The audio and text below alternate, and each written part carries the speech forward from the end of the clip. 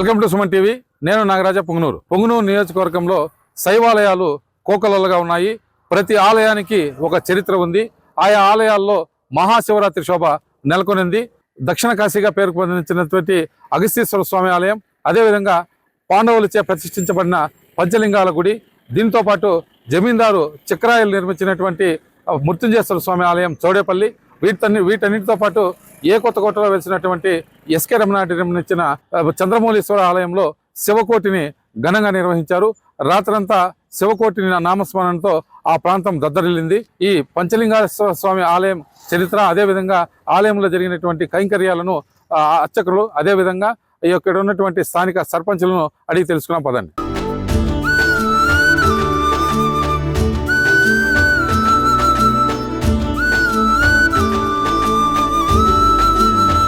లింగేశ్వరుడు అంటే ఇక్కడ పాండవులు వెలిసి ప్రతిష్ట చేసినారన్నమాట. ఈ గుడి చరిత్ర 1400 సుదీర్ఘాల ముందు నుంచి గుడి ఉన్నదన్నమాట.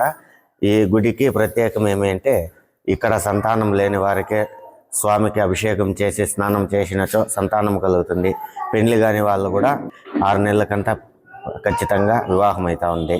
ప్రతి ఒక్కరూ ఈ గుడిని సందర్శించి ప్రాముఖ్యంగా పూజ చేసుకొని పోతా ఉన్నారు. పంచలింగేశ్వర స్వామి సన్నిధిలో శివరాత్రి ప్రయుక్తంగా నిన్న మహాన్యాసపూర్వక రుద్రాభిషేకం జరిగినది.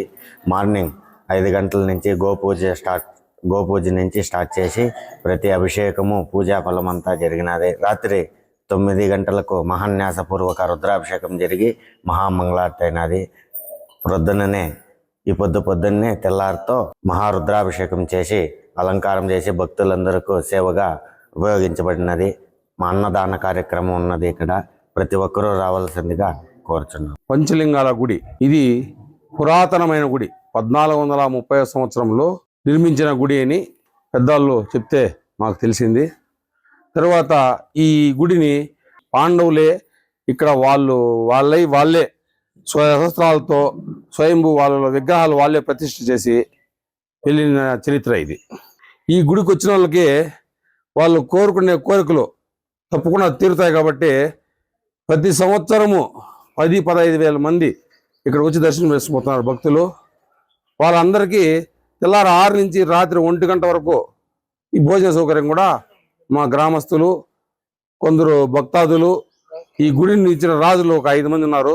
రాజులు పురుషోత్తమ రాజు, శ్రీనివాసరాజు, దామోదర్ రాజు, శ్రీనివాసరాజు, భాస్కర్ రాజు, వీళ్ళు 5 మంది గుడి ఇక్కడ కట్టించినారు కొత్తగా.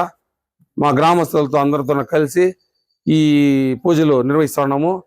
ఈ మహాశివరాత్రి చాలా అద్భుతంగా పూజలు జరుగుతాయి. ప్రతి సంవత్సరము దీనికన్నా ఇంకా కొంచెం ఇంప్రూవ్మెంట్ చేసి మా గ్రామస్తుల తరఫున అందరి తరఫున మేము శుభాకాంక్షలు తెలుపుతున్నాం సార్.